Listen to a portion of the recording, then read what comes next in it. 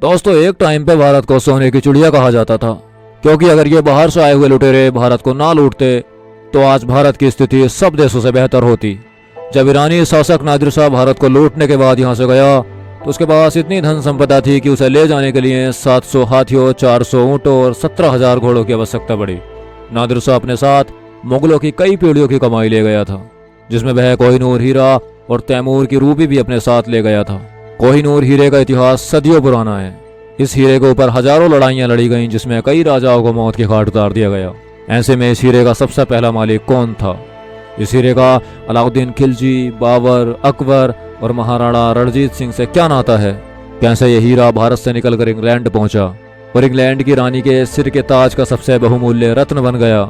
चलिए दोस्तों, आज हम इसी कोहिनूर के इतिहास का पर्दाफाश करेंगे, तो बने रहिए इस वीडियो के अंत तक। कोहिनूर हीरे के बारे में कहा जाता है कि इसे ना तो कभी खरीदा गया और ना ही कभी किसी ने बेचा। इसे या तो युद्ध में जीता गया या फिर किसी ने किसी को तोहफे के रूप में दे दिया। बीते 800 सालों से यह हीरा एक राजा से दूसरे राजा के पास घूमता रहा।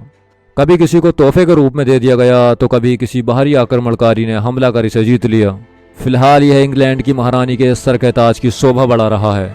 इसके खोजे जाने के बाद से अब तक की कहानी रोमांच और खून खराबे से भरी हुई है। आइए सबसे पहले बात करते हैं इस हीरे की। शुरुआत की बात करें तो सबसे पहले भारत की खुदाई के दौरान इसे निकाला गया, फिर खिलजी शासकों के पास गया जिनसे मुगलों ने छीन लिया।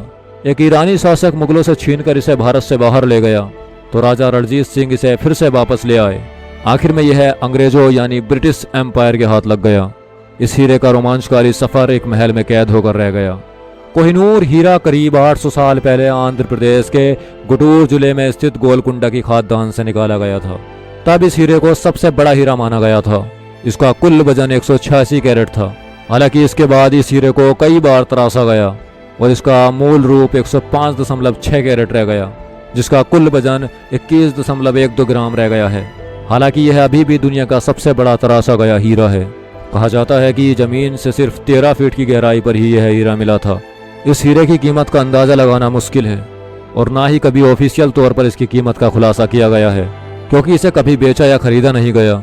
अगर इसकी कीमत का अनुमान लगाया जाए तो यह करीब 1 अरब डॉलर यानी 8,000 करोड़ रुपए की कीमत के आसपास का है। यह कीमत दुनिया के किसी भी हीरे की कीमत से कहीं ज्यादा है। ऐसे में इसका पहला मालिक कौन था? गोलकुंडा की खादान से निकालने के बाद इस हीरे के पहले मालिक काकतीय राजवंश थे। कहा जाता है कि काकतीय राजवंश ने इस हीरे को अपनी कुलदेवी भद्रकाली की बाईं आंख में लगवाया था। 14वीं शताब्दी में अलाउद्दीन खिलजी ने इस हीरे को काकतीय से लूट लिया। फिर पानीपत युद्ध में मुगल संस्थापक बाबर ने आगरा और दिल्ली के किले को जीतकर इसे अपने हाथों में ले लिया।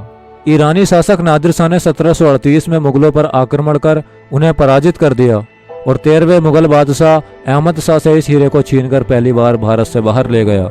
नादिर शाह ने मुगलों का मयूर सिंहासन भी छीन लिया था और माना जाता है कि नादिर शाह ने इस हीरे को मयूर सिंहासन में जड़वा दिया था। नादिर शाह ने ही इस हीरे का नाम रखा था कोहिनूर हीरा, जिसका मतलब होता है रोशनी का पहाड़। नादिर शाह के दरबारी लेखक मोहम्मद कासिम मारवी ने इस हीरे के बारे में कहा था कि अगर कोई ताकतवर आदमी चारों दिशाओं में एक पत्थर फेंके और एक पत्थर आसमान की तरफ उछाला जाए और इस सारे दायरे को सोने से भर दिया जाए तो भी इस हीरे के बराबर इसकी कीमत नहीं होगी। नादिर शाह 57 दिन तक दिल्ली में रहने के बाद 16 मई 1739 को अपने देश का रुख करता है। अपने साथ वो पीढ़ियों से जुटाई गई मुगलों की सारी दौलत ले गया था। उसकी सबसे बड़ी लूट थी तख्ते ताउस, जिसमें कोहिनूर हीरा और तैमूर की रूबी भी जड़ी हुई थी। लूटे गए सारे खजाने को 700 हाथियों, 400 ऊंटों और 17,000 घोड़ों पर लाद कर ईरान ले गया था। नादिर शाह की हत्या के बाद उसके पोते शाहरुख मिर्जा को कोहिनूर हीरा मिला, जिन्होंने अफगान शासक अहमद शाह दुर्रानी की मदद से खुश होकर उन्हें तोहफे के रूप में कोहिनूर हीरा सौंप दिया।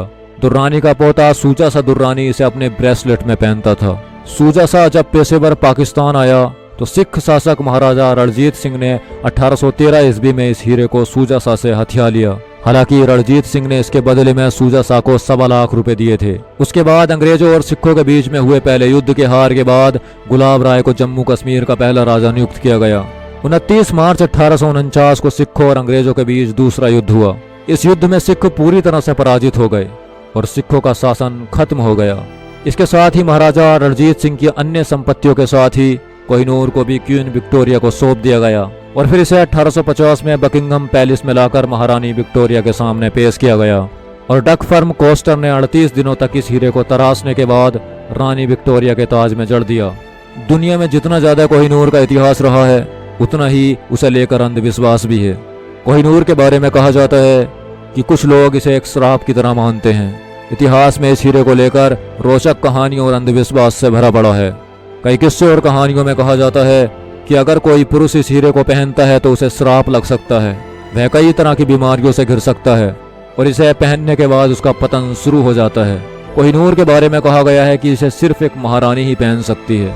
ऐसे में अब यह ब्रिटेन की महारानी एलिजाबेथ की मृत्यु के बाद ब्रिटेन के राजघराने की गद्दी का किंग यानी पुरुष को मिलेगा। ऐसे में क्या कोहिनूर किसी तरह के राज परिवार या उनके जीवन को प्रभावित करेगा, यह देखना भी दिलचस्प होगा। इससे भी ज्यादा दिलचस्पी की बात यह है कि भविष्य में कभी इसे भारत वापस लाया जाएगा, हाँ या ना। अपनी राय कमेंट बॉक्स में जरूर दें। वीडियो अच्छा लगा तो वीडियो को एक लाइक और चैनल को सब्सक्राइब कर लें। फिर मिलते हैं अगली वीडियो में दोस्तों, तब तक के लिए धन्यवाद।